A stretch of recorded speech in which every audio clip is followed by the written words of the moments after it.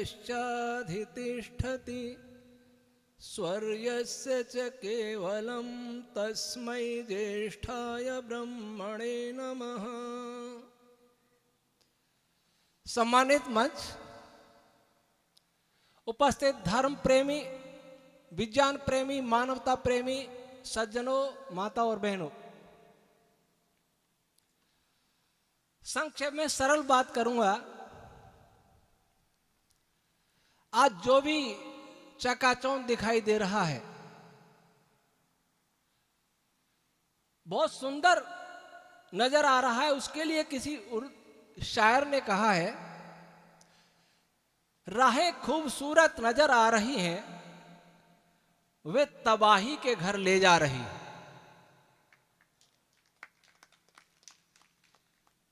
Doctor साहब जो चर्चा कर रहे थे,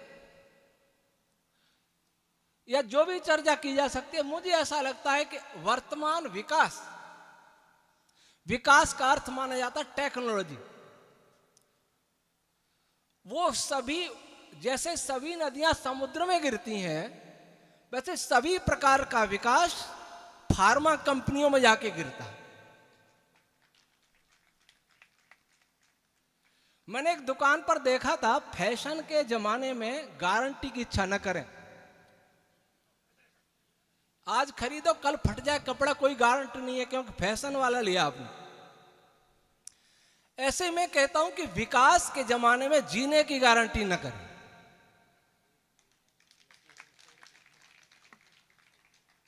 विकास के सपने हमें इसलिए दिखाए जा रहे हैं कि हम सब बीमार होवें और हमें पता भी नहीं। मैं इस मोह के जाल में कभी नहीं पड़ता। बड़े बड़े हाईवे बन जाएंगे, बड़ी बड़ी गाड़ियां आ जाएंगी, एआई, इंफॉर्मेशन टेक्नोलॉजी, बहुत सारी आधुनिक तकनीक आ जाएंगी, लेकिन जिसके लिए तकनीक बनाई जा रही है वो बचने वाला नहीं। उसका उपयोग कौन करेगा? ये सड़कें सुनसान होंगी। अभी देख रहे हैं आप, काफी दिन से मौसम कैसा चल रहा है।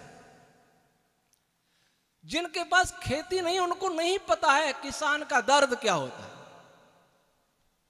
4 महीने से परिश्रम किया, कर्ज लेकर के बीज डाला, खाद डाला, ओला गिरा, वर्षा हुई, समाप्त हो गया, उसका क्या होगा उसके बारे में कोई सोचने वाला नहीं। और सारे विनाश की जड़ है ये विकास। अगर मैं पूछना चाहता हूं, हम सुविधाओं का उपयोग क्यों करना चाहते हैं? सुविधा किस लिए? इसलिए कि सुविधा से सुख मिले। अगर सुविधा से सुख नहीं मिलता, दुख पैदा होता है, तो वो सुविधा हमारे लिए कोई काम की नहीं। कान का कुंडल हमारे कान को फाड़ दे तो उस कान का कुंडल उतार के फेंकना ही उचित है।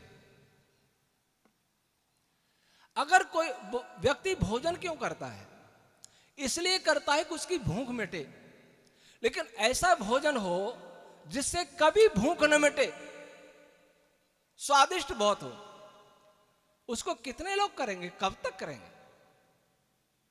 विकास की भूख, इच्छाओं की भूख, सुविधाओं की भूख कभी मिटने वाली नहीं है और सुख मिलने वाला नहीं। जो देश हमारी अपेक्षा बहुत विकसित हैं, उन देशों में क्या हो रहा है? हम अमेरिका का मॉडल अमेरिका हमारे लिए मॉडल है, आदर्श है। जिस अमेरिका में सबसे ज्यादा पागल हैं, आंकड़े देख लीजिए, मेरे पास रखा है। मेंटल डिसऑर्डर के रोगी सबसे ज्यादा दुनिया में अमेरिका में है। कैंसर के रोगी दूसरे नंबर पर अमेरिका है विश्व में। और वो चाहते हैं कि हम भी, भारत देश भी ऐसा ही बन जाए। जनसंख्या की दृष्टि से भारत अमेरिका से बहुत बड़ा है। अगर उसके अनुपात में हमारे पागल हो जाएं तो क्या होगा? उसके अनुपात में हमारा कैंसर हो जाए तो क्या होगा? ये होगा, फार्मा कंपनियों की इनकम बहुत बढ़ जाए। नए नए वायरस आ रहे हैं। इस धरती का सबसे बड़ा वायरस है बिल गेट। जब से ये व्यक्ति फार्मा कंपनी में आया, जब से वायरस आ रहे हैं, जब से ये व्यक्ति फार्मा कंपनी है, जब से नपुंसकता बांझपन बढ़ रहा है, और संतान पैदा करने के लिए कहा जा रहा है लैब में पैदा होंगी संतान, 30,000 एक साथ बच्चे पैदा होंगे। वो बच्चे नहीं होंगे, रोबोट होंगे, रोबोट उनके गुलाम पैदा होंगे। उसको हम कह रहे हैं विकास। जब दुनिया में डॉक्टरों की संख्या बढ़े तो समझा जाए कि रोग बढ़ रहे हैं। अगर डॉक्टरों की संख्या बढ़ने से रोग कम हो रहे हैं तब तो डॉक्टरों की संख्या बढ़ना उचित है। जितनी दवाइयों के आविष्कार हुए, जितनी वैक्सीन के आविष्कार हुए, रोग उतने ही बढ़े। वैक्सीन से रोग प्रतिरोधक क्षमता बढ़ती है। तब तो अमेरिका में बहुत सारी वैक्सीन लगाई जाती हैं, निरंतर वैक्सीन की संख्या अधिक क्यों हो रही है? मैंने दिसंबर में जब कोरोना की चर्चा हुई, टीवी पर आने लगा, ऐसा लगने लगा कि नए 1 जनवरी को वापस लॉकडाउन की स्थिति बनेगी। 37 प्रश्न पूछे, माननीय प्रधानमंत्री जी को पत्र लिखा कि मैं आपके माध्यम से दुनिया के वैज्ञानिकों से प्रश्न पूछना चाहता हूं, जिनको आप एक्सपर्ट बता रहे हैं उनसे चाहता हूं। और अंतिम सुझाव यह था, 37वां यह था, वो 36 प्रश्न से 37वां सुझाव था कि जो भी रोग का प्रचार कर रहे हैं 2-3 साल से, चाहे वो एक्सपर्ट हो, डॉक्टर हो, वैज्ञानिक हो, राजनेता हो, ब्यूरोक्रेट्स हो, मीडिया वाले हो, उन सबका लाई डिटेक्टर टेस्ट कराओ। वो झूठ बोल रहे हैं, सच बोल रहे हैं, दूध का दूध पानी हो जाएगा।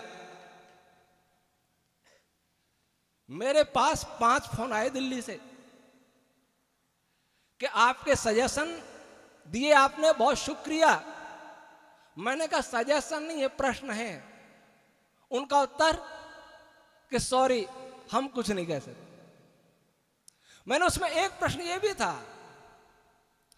बिल गेट न तो डॉक्टर है न कोई साइंटिस्ट है, डॉक्टर को पता नहीं चलता, बिल गेट वहां से बोलेगा कि अब ये लहर आ रही है। फिर हमारे देश के प्रधानमंत्री बोलेंगे, मीडिया वाले बोलेंगे, फिर बार बार डॉक्टर बोलेंगे, ये क्या है? मैंने ये भी पूछा कि G20 आर्थिक मंच है, भारतीय स्टेट बैंक वित्तीय संस्था है, भारतीय स्टेट बैंक ये कैसे कहती है अब दूसरी लहर आ रही है, तीसरी लहर है? उसको कैसे पता चलता है? क्या स्टेट बैंक में डॉक्टर बैठे? ICMR का डायरेक्टर बोले तब तो ठीक है। ये हो क्या रहा है? 5 फोन में कहे क्लोज करें फाइल, मैंने कहा नहीं, क्लोज नहीं करिए, आगे बढ़ाइए। उत्तर चाहिए, उत्तर तो नहीं मिले पर कोरोना अवश्य बंद हो। फिर वो वायरस आया, अमेरिका का जो वायरस जिसकी मैं कह रहा हूं, अभी घूम के गया। उसके लिए सारी दुनिया स्वच्छंद अभयारण्य है, कहीं भी जा सकता है, किसी भी देश के PM से मिल सकता है, या रिजर्व बैंक के गवर्नर से मिल सकता है, पूसा के जो कृषि का इंस्टीट्यूट वहां मिल सकता है, कोई रोक टोक नहीं है। और जाने के बाद चर्चा शुरू होगी, एक दूसरा कौन सा वेरिएंट, एक और नया वायरस आ रहा है। क्या हम लोगों में बुद्धि नहीं है? हम पूछ क्यों नहीं सकते सरकार से कि वायरस कहां से आ रहे हैं? बिजली वाले बताते हैं 3 घंटे बाद बिजली आएगी, और आज के एक्सपर्ट बताते हैं फलां दिन चौथी लहर आएगी, 5वीं लहर आएगी। ये कोई आज तक हुआ क्या? कभी किसी ने भविष्यवाणी की क्या? ये जो पर्यावरण आ जा रहा है, ये सूचना प्रौद्योगिकी, मैंने डामोर साहब हमारे यहां सबसे पहले पधारे थे, मैंने 2009 में कहा था कि सूचना प्रौद्योगिकी विश्व को तबाह कर देगी। जितना रेडिएशन भर गया है, उस रेडिएशन को हम नहीं सहन कर पाएंगे। उसका क्या मैकेनिज्म है, क्या है, वो मैं नहीं बता रहा, लेकिन मैं बता रहा हूं, फिर कह रहा हूं, 5G, 4G, 5G, 6G, आप प्रसन्न होते हैं, लोग कहेंगे आप भी प्रचार करते हैं। हां, शांति की स्थापना के लिए देवों ने भी हथियार उठाए थे, ये एक युद्ध है।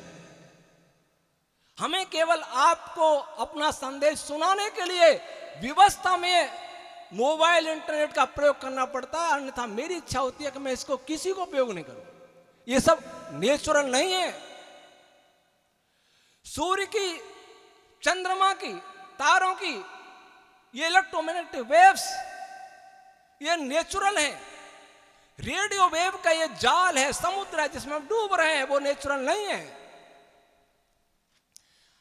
ये कैंसर का बहुत बड़ा कारण होगा। कुछ दिन पहले अमेरिका के एक्सपर्ट ने कहा भारत में कैंसर की सुनामी आने वाली है। ये विशाल जी बताते रहे। सुनामी लाने वाले वो हैं और हम मूर्ख उनके अनुयायी हैं। सिलिकॉन वैली वाले लोग अपने बच्चों को मोबाइल नहीं देते। 14 साल तक बिल गेट ने नहीं दिया। मैंने पढ़ा, मेरे पास है ये सब।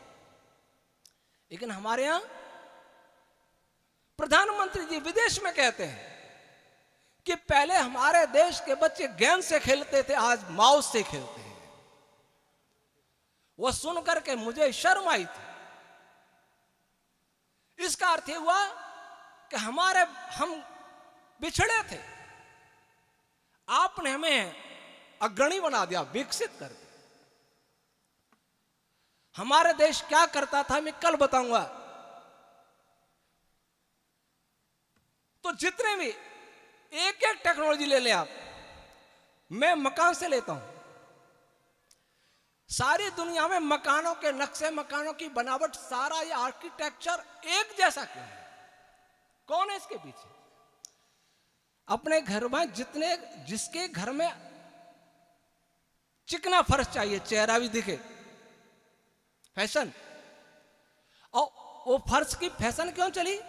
ध्यान दीजिए, ताकि उस पर लोग फिसले, कूले टूटे, डॉक्टरों की कमाई हो, फार्मा कंपनियों की कमाई हो, और सर्जिकल जो इंस्ट्रूमेंट है उनकी कमाई।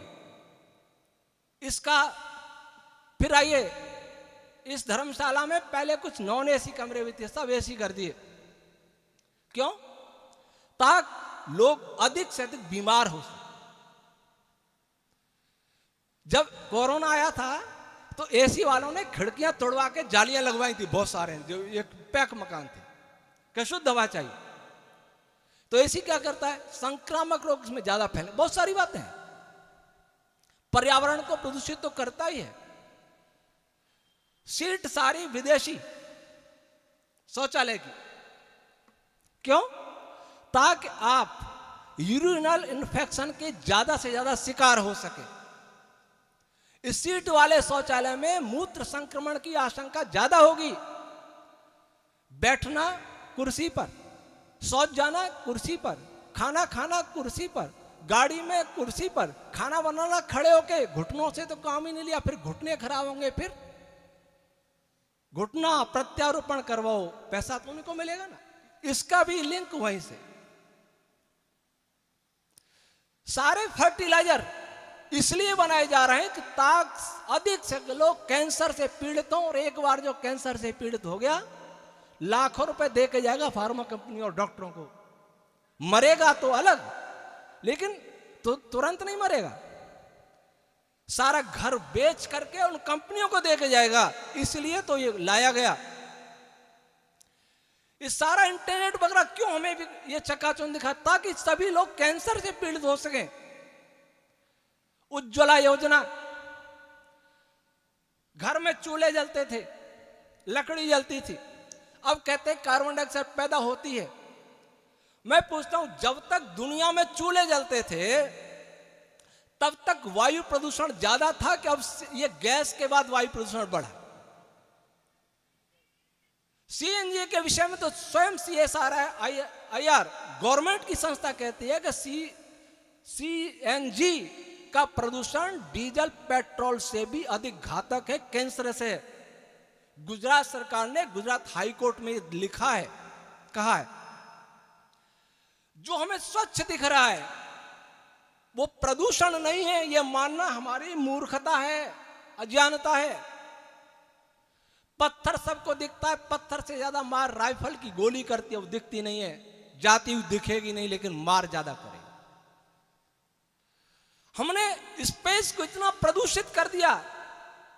मैं पूछा करता हूं, इसमें भी प्रश्न है, 17 प्रश्न मैंने क्लाइमेट चेंज पर अभी प्रधानमंत्री जी को लिखे कि इन प्रश्नों को G20 देशों की मीटिंग में उठाइएगा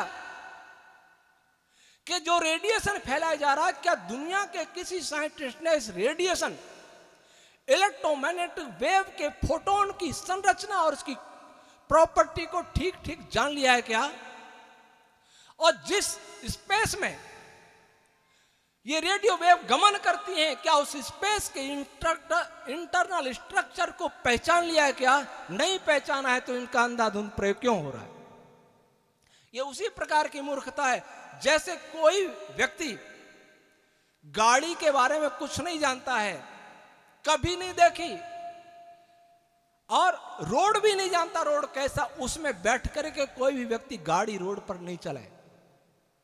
गाड़ी के बारे में जानेगा, रास्ते के बारे में जानेगा, तभी गाड़ी चलाएगा। लेकिन हम इस फोटोन की रचना को साइंटिस्ट आज तक नहीं जाने, और जिस रोड पर गमन करती स्पेस में उसकी रचना को भी आज तक नहीं जाने, तो इनका प्रयोग हमारे लिए हानिकारक ही होगा, लाभदायक कभी नहीं होगा। अब आप कहेंगे कि ये तो सूर्य की किरणों के लिए भी ये बात लागू हो रही है। सूर्य के फोटोन्स को भी हम उनके स्ट्रक्चर को नहीं जानते, स्पेस को भी नहीं जानते, तब इनका तो प्रयोग कर रहे हैं। इनका प्रयोग कर रहे हैं क्योंकि इनमें तो हम पैदा हुए हैं, हम वायुमंडल के दबाव में पैदा हुए हैं, इसलिए इस दबाव को कम कर दे तो भी हम मरेंगे और बढ़ा दे तो भी मरेंगे। जिसमें पैदा हुए हैं वो सहन करने के लिए हमारा शरीर डिजाइन किया गया है, लेकिन जिसमें हम रेडियो वेव्स में पैदा नहीं हुए हैं और जो हो रहे हैं, उन बच्चों की स्थिति, उनके डीएनए डैमेज होंगे। रिसर्च है, बहुत सारे हैं मेरे पास, ये रिसर्च, उनका डीएनए चेंज होगा, नपुंसकता आएगी, बांझपन आएगा, कैंसर पैदा होंगे, बहुत सारे रोग पैदा होंगे। क्या हम यही चाहते हैं कि हम ऐसा हो? आप कहेंगे काम कैसे चलेगा? आज अगर सेना को छोड़ करके अन्यत्र सर्वत्र बंद कर दिया जाए तो कोई प्रलय आने वाला नहीं, क्योंकि देश की सुरक्षा पहले। और दूसरी बात यह है कि इन सब के प्लेटफॉर्म, इन सब के मंच हमारे हाथ में नहीं। गूगल है, फेसबुक है, जो भी है, हमारे हाथ में क्या है? सारा कंट्रोल तो वहां से हो रहा है ना, विदेश से। आधार कार्ड से जोड़ देना, सुविधा हो जाएगी। ये सब जोड़ के सारी अपनी जानकारियां हम उन लोगों को क्यों दे रहे हैं जिन्होंने हमें 200 वर्ष तक लूटा? हमें नहीं, सारी दुनिया को लूटा। यरूशलेम से चले 100 देश बसा लिए, करोड़ों लोगों का कत्ल करके, उन्हें गुलाम बना करके हम उनके हाथ में अपनी लगाम क्यों दे रहे हैं? अपना गला उन नरभक्षियों के गला हाथ में क्यों दे रहे हैं? नरभक्षी इसलिए कह रहा हूं, कोरोना के समय में इंटरनेशनल कोर्ट में केस दायर किया गया बिल गेट्स के खिलाफ और 5 व्यक्तियों के खिलाफ मास मर्डर का केस। ओहियो कोर्ट में इनके खिलाफ केस दायर किया और बताया कि इनका वुहान में इन्हीं का पैसा लगा था, हुआ कुछ नहीं। ये व्यक्ति इतने शक्तिशाली हैं, न कोई कोर्ट इन पर काम कर सकता है, न कोई इंटरनेशनल कोर्ट काम कर सकता है, न कोई सरकार काम कर सकती है। और वो अमेरिका का डॉक्टर लिखता है कि अमेरिका की सरकार विवश है। तो क्या वो विवश है इसलिए हम भी व्यवस्था मान लें कि वो विवश है तो हम ही क्या करेंगे? एक बार सरकार ये कह के तो देखे भारत के 140 करोड़ लोगों से कि हम विवश हैं, जनता अगर कुछ कर सकती है तो करे, तो इसी जनता में से क्रांतिकारी खड़े हो सकते हैं। कह के तो देखें, अपनी व्यवस्था बता के तो देखें। लेकिन जब गुलामी में ही गर्व की अनुभूति होती हो, दूसरों से कर्ज लेने में गर्व की अनुभूति हो, तो उसका इलाज क्या है? जब रोग को दवा समझ लिया जाए तो उस रोगी का कोई इलाज नहीं हो सकता। मैंने कभी एक कविता लिखी थी, उसमें 2 पंक्ति थी। आज भारत देश का हर अंग छलनी हो गया। आज भारत देश का हर अंग छलनी हो गया। क्या करूं जब मर जही, क्या करूं जब मर जही, इसकी दवा समझी गई। हे प्रभु अब तो बचा लो, नैया डूबी जा रही। हे प्रभु अब तो बचा लो। चाणक्य ने कहा था, ऋणस्य कर्ता पिता शत्रु।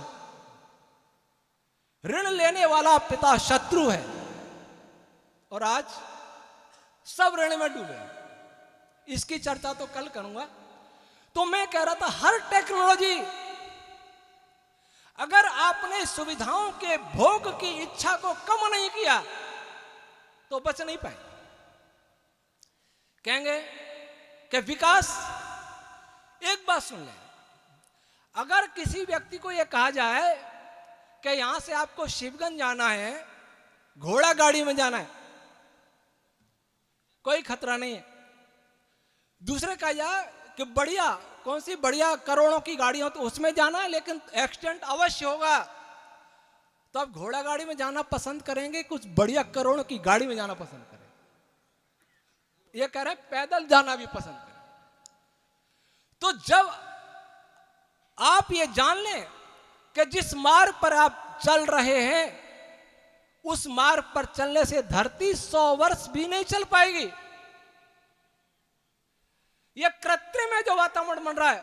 मैं जब छोटा था, मुझे याद है, मेरे पिताजी भी किसान थे, फसल काटते थे, मशीन नहीं थी, मजदूर लाके कटवाया करते थे। बहुत समय काटने में लगता था, 2-2 महीने खलियान में पड़ा रहता था, बैलों से उनको घुमाया जाता था, और कभी 77 को छोड़ के बाकी कभी फसल नष्ट नहीं हुई। लगभग मशीनों से काटते काटते, मशीनों से अनाज निकालते निकालते भी फसल नष्ट हो रही। कौन उत्तरदायी है? ग्लोबल वार्मिंग, क्लाइमेट चेंज, इसके लिए दुनिया के अरबपति उत्तरदायी हैं। अभी राजस्थान पत्रिका में एक रिपोर्ट है, मैं लाया हूं उसको, उसमें लिखा है कि दुनिया के 135 अमीर लोग, इतना ग्लोबल वार्मिंग का कारण है, अन्य शेष लोगों की अपेक्षा 90%। उनको कौन रोकेगा? आज कहा जाता है कि जो देश जितनी अधिक ऊर्जा की खपत करता है प्रति व्यक्ति, वह उतना ही विकसित है। और ऊर्जा की खपत करने के लिए पर्यावरण प्रदूषण बढ़ता है। किसी भी प्रकार की ऊर्जा खपत, कोई भी टेक्नोलॉजी बनाने के लिए, बनाने से पर्यावरण प्रदूषण तो होता ही है। और कोई भी टेक्नोलॉजी बनेगी, उसमें ऑक्सीजन की भी खपत बढ़ेगी। ऑक्सीजन को भी खाएंगे, चाहे वो कोई भी मशीन चलाइए, ऑक्सीजन खाएगी। हम ऑक्सीजन को नष्ट कर रहे हैं, कार्बन डाइऑक्साइड को, और दूसरी सल्फर डाइऑक्साइड, नाइट्रस ऑक्साइड, बहुत सारी गैसों को छोड़ रहे हैं, फिर कर हम विकसित हो रहे हैं। हम अपनी मृत्यु, अपनी कब्रें खुद खोद रहे हैं, अपनी चिता स्वयं तैयार कर रहे हैं, फिर हम कह रहे हैं विकसित हो रहे हैं। आज अमेरिका में मिट्टी के घरों का चलन बढ़ रहा है। अभी कल परसों उन्होंने बताया था, मिट्टी के घरों का चलन आज। और मैं पूछता हूं, 1 अरब 96 करोड़ साल इस पृथ्वी को हुए, मनुष्य को हुए, कितने ही मकान बने होंगे, कितने ही फूटे होंगे, अवशेष नहीं मिलते, कहीं के मिलते महलों। लेकिन जब सीमेंट के भवन 50-60 साल में गिर जाएंगे, तो धरती इस भवनों का बोझ सह नहीं पाएगी। जहां भी मलबा पड़ेगा वहां विनाश होगा, जहर हो जाएगा, खेती काम की नहीं रहेगी। क्या होगा फिर? पर हमें सीमेंट कंपनियों को कमा के देना है, मिट्टी में नहीं रहना है। मैं तो यह सोचा है, संस्थान बनेगा, सीमेंट का प्रयोग न करें, चूने का करें, मिट्टी का करें, गोबर का करें, ईंटों का करें, पत्थर का करें, पर कोई भी ऐसा प्रयोग न करें जिसमें पर्यावरण प्रदूषित हो। हम ही उत्तरदायी हैं। अगर हम इसको नहीं बचाएंगे तो फिर कौन बचाएगा? ऐसा लगता है आज मनुष्य ऐसे जी रहा है जैसे कोई किराएदार, बुद्धिमान नहीं, मूर्ख किराएदार। जब 1 महीने बाद उसको मकान खाली करना होता है या 2-4 दिन बाद खाली करना होता है, उसकी सफाई करना बंद कर देता है, कचरा वगैरह सारा छोड़ के जाता है कि आएगा वो साफ करेगा।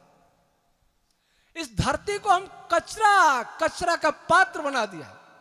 समुद्र प्रदूषित, मिट्टी प्रदूषित, खाद्य प्रदूषित।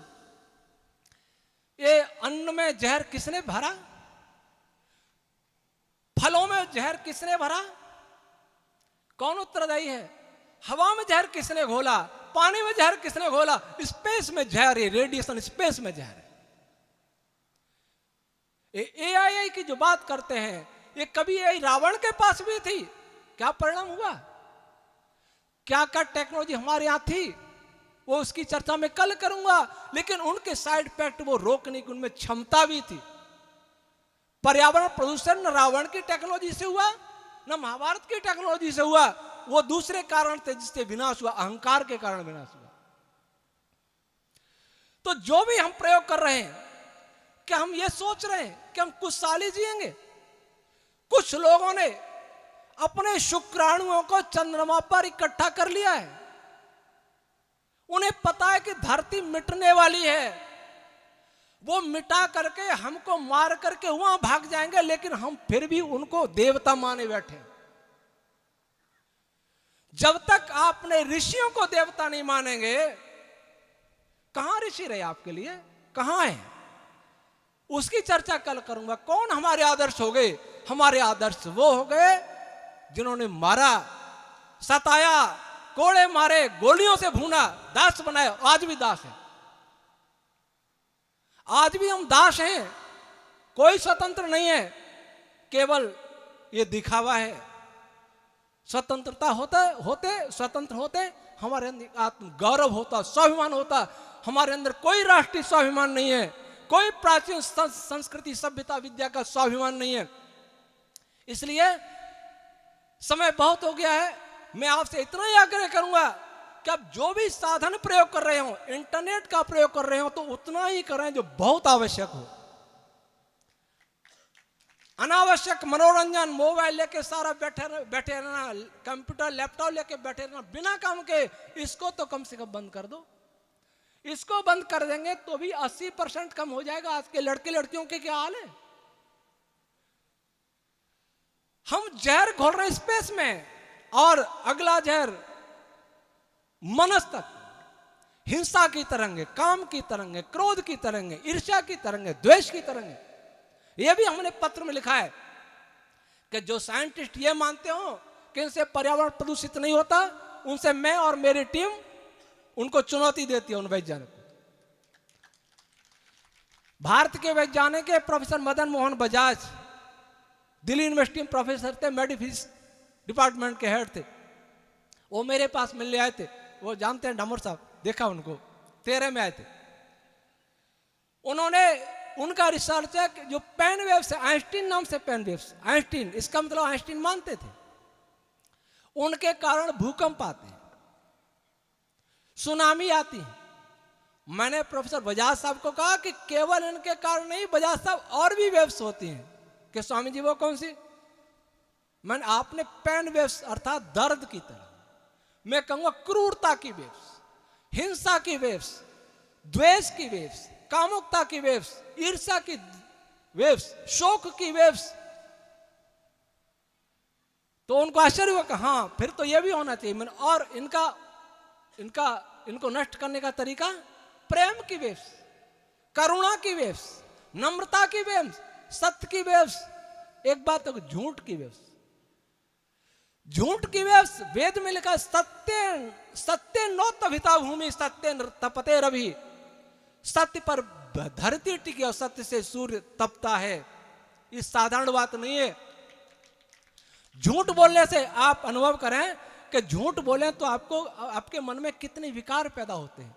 क्या सोचूं, अब क्या कहूं, अब क्या कहूं, बहुत डिस्टॉर्शन होता है मस्तिष्क में, मन में, जो हमें दिखता नहीं है, हर आदमी अनुभव करता है। ये डिस्टॉर्शन केवल दिमाग में नहीं होता, सारे ब्रह्मांड में जो समष्टि मनस्थित उसमें भी होता है। और वो वो डिस्टॉर्शन सारी प्रकृति को क्षुब्ध कर रहा है, वह भी एक क्लाइमेट चेंज का बहुत बड़ा कारण है। और दुर्भाग्य से ये राम राज्य वाला देश 70% मांसाहारी हो गया है और बढ़ता जा रहा है।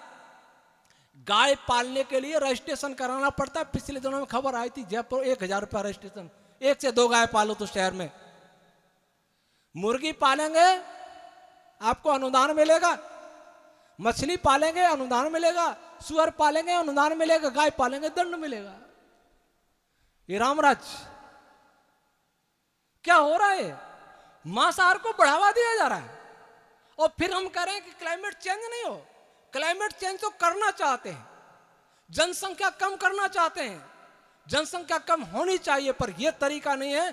कोई इस धरती का ठेकेदार नहीं है जो सबको खत्म करे, कुछ राजा बनने के लिए कोशिश करे। अगर कोई करता है तो सारी दुनिया को, लोगों को एक होना चाहिए। ये केवल भारत की समस्या नहीं है, भारत सरकार की समस्या नहीं है, सारी दुनिया की समस्या है। इसलिए विकास करना चाहते हैं तो वैदिक साइंस के तरीके से विकास क्या हो सकता है, इस पर विचार करना हो। पहले से ज्यादा विकसित नहीं हुए हम, इसकी चर्चा मैं कल करूंगा, लेकिन विकास क्या होता है, टेक्नोलॉजी भी पहले से ज्यादा नहीं है। ऋषि दयानंद ने जर्मनी के प्रोफेसर वाइज को पत्र लिखे थे। उस समय जरूर साइंस नहीं था, लेकिन उससे पहले बहुत साइंस था और वो साइंस चोरी चला गया, साहित्य चोरी चला गया, नष्ट कर दिया गया। उसकी ओर कोई ध्यान नहीं देता कि हम साहित्य को वापिस लाएं। कोई आवाज नहीं आती। क्यों? यूरोप कैसे बढ़ गया 200-300 सालों में? पहले क्या था? जंगली थे बिल्कुल, हमसे चुरा करके हमारे खुदा बन गए और हम भी खुदा मान बैठे। और हमने सोचने का प्रयास भी नहीं किया कि हमें सोचना तो चाहिए कि उनके पास विज्ञान कहां से आ गया, 200-300 साल पहले कहां से पहुंच गया, हमसे पहुंचा है तो हमारी क्या कमियां रही। हमारे ग्रंथों को ले गए तो उनको वापस लाने का प्रयास कर। धन भी लूटा, साहित्य भी लूटा, हम कुछ भी नहीं मांग सकते। फिर भी कहते हैं हम संप्रभु देश हैं, हम शक्तिशाली बन रहे हैं, भारत की ताकत बढ़ रही है, सब देश हमारा सम्मान करते। मुझे तो ऐसा लगता है सम्मान इसलिए हो रहा है जैसे दुकानदार ग्राहक का सम्मान करते। लस्सी लाइए, ये फलां व्यक्ति आए, लस्सी लाइए, दूध लाइए, जलेबी लाइए, खिला पिला के फिर ठगेगा। वही हो रहा है।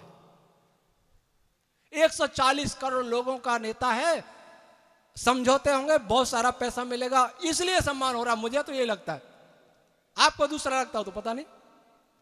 खैर, बहुत समय हो गया, मैंने भी बहुत समय ले लिया। बोलना था बहुत कुछ, लेकिन ऐसे ही बोल गया। आप सोचिए, आप अगर जीवित रहना चाहते, स्वस्थ रहना चाहते हैं, तो अपने कटौती करिए, सुविधाओं में कटौती करिए और अपव्यय प्रकृति के किसी पदार्थ का मत करिए। कोई होटल में जाएगा तो बहुत नखरे करेगा, ठंड है तो भी एसी चलाएगा। यहां अभी एसी चलाने की जरूरत नहीं है, तो नहीं जरूरत है तो मत चलाइए। खिड़कियां खोलिए, पंखा चलाइए, पंखा की जरूरत नहीं तो पंखा ही नहीं चलाता। ओढ़ू और पंखा चलाऊं, ये कौन सी बुद्धिमानी? डबल कमर रजाई ओढ़ ऐसी चलाए, पैसा दिया ना, पैसे से बिजली नहीं बनती है, ध्यान रखिए। पानी की बचत करिए, बिजली की बचत करिए, हर वस्तु की बचत करिए। एक बार नेचुरोपैथी में गया, उपचारक मेरे पेट पे मिट्टी लगा रहा था, लाइटें जल रही थी सब, जोधपुर की बात है। मैंने उसको कहा कि ट्यूबलाइट बंद करना, कि क्यों? मैंने बंद करके देख, बंद किया लड़के ने। मैंने मेरे पेट दिखाई दे रहा है, क्या दिखाई दे रहा, तो इसको क्यों जलाया? उसको आश्चर्य हुआ, बिजली हमारी खर्चा हमारा, मैं देख पैसे से बिजली नहीं बनती है, इसके लिए बहुत कुछ करना पड़ता है, प्रकृति का दोहन करना पड़ता है, ज्यादा दुरुपयोग मत करो। इतना भी सीख ले तो भी हम कुछ तो बच पाएंगे। परमात्मा की दृष्टि में कम से कम दंड मिलेगा हमको, दंड तो मिलेगा, अपराधी तो हम हैं कि दुरुपयोग कर रहे हैं। कम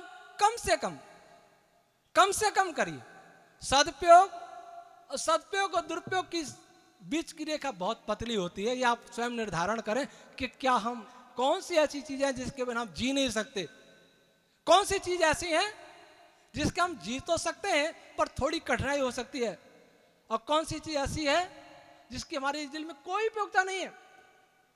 जिसकी कोई उपयोगिता नहीं, कम से कम वो तो पहले बंद कर दीजिए। आए आत्मनिरीक्षण करें। मैं केवल मनोरंजन के लिए बोलता नहीं, आयोजन भी मनोरंजन के लिए नहीं होता। आयोजन इसलिए होता है कि हम कुछ दिशा लें, जीवन में कुछ बदलाव करें। ईश्वर भक्ति के जप और तप, जप, माला, यज्ञ, हवन, संध्या, ये ईश्वर भक्ति नहीं है। ईश्वर भक्ति के लक्षण प्रिय विशाल बता रहे थे। ये तो संकेत है। जीवन जीने की कला कैसे जिए, प्रकृति में जो ईश्वर ने हमें दिया उसका कैसे सदुपयोग करें। सुबह स्वामी जी बता रहे थे, सदुपयोग और दुरुपयोग। दुरुपयोग पाप, सदुपयोग पुण्य। आए हम प्रयास करें, बदले। कठिनाई होगी बदलने में, लेकिन अगर आपने आज कठिनाई नहीं सहन की तो भविष्य सुरक्षित नहीं है। ऐसे भूकंप आएंगे, ऐसे बवंडर आएंगे, ऐसे तूफान आएंगे, चक्रवात आएंगे, कोई नहीं बच सकता। जो बड़े बड़े बैठे हैं, बड़े बड़े देश, बड़े बड़े लोग, एक भी बचने वाला नहीं। धरती पर रहना आया नहीं, चंद्रमा पर जाके रहेंगे, मंगल पर जाके रहेंगे। अपना घर तो साफ नहीं होता, दूसरे घर में जाके रहेंगे। ये कैसी बुद्धिमानी है? चंद्रमा को भी गंदा करो। अभी सुना सूरज का, मैंने ये भी लिखा है, सूर्य पर भी प्रभाव पड़ेगा, सूर्य से भी बहुत भयानक कुछ घटनाएं घट सकती। पिछले दिनों सारा सूर्य का एक टुकड़ा अलग हो गया।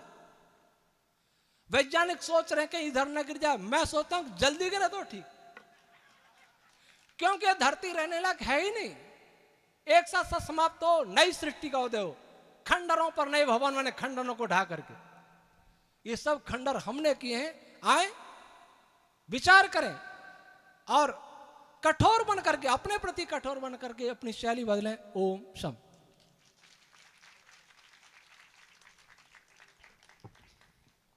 निश्चय ही विद्या तब फलीभूत होती है जब व्यक्ति 100% बोलने वाली चीजों को जीवन में ढाल लेता है और जीवन उसी विचारधारा के अनुसार। जब बीज 100% गल जाता है तो निश्चित ही वट वृक्ष बनने की नींव रख दी जाती है। आपका जीवन, आपका जिया हुआ एक एक पल, आपका बोला हुआ एक एक शब्द, जैसे महर्षि दयानंद के पीछे, भाई राजीव दीक्षित के पीछे सैकड़ों हजारों लाखों फॉलोअर्स हैं, वो जो कहते हैं अक्षर से मानते हैं, ऐसे ही आचार्य श्री की बातें भी एक एक बात आज इस मीडिया के माध्यम से जहाँ जहाँ देश में विदेश में बैठे हुए हजारों लाखों लोग सुनेंगे और एक एक बात उनके जीवन को पलटेगी। जितना जितना लोग अपने जीवन में परिवर्तन कर सकेंगे करेंगे। और हमें भी चिंतन करना चाहिए कि आचार्य जी स्वयं जो प्रयास कर रहे हैं कि हम व्यक्तिगत तौर पर जितना बचा सकते हैं उतना तो बचाएंगे ही। हम स्वयं भी अपने घरों में जितना अभी चिंतन करें कि जितना जहाँ जहाँ जो जो संभव है हम उसको आज से और अभी से अपने जीवन में ढालने का प्रयास करें। वास्तव में आपका आचार्य जी, आपका एक एक शब्द जीवन, एक एक जीवन नहीं, सैकड़ों सैकड़ों हजारों हजारों जीवन निर्माण के लिए एक नींव का पत्थर साबित होगा। आदरणीय आचार्य जी का आशीर्वाद सदैव हमारे सिर पर बना रहे। इसी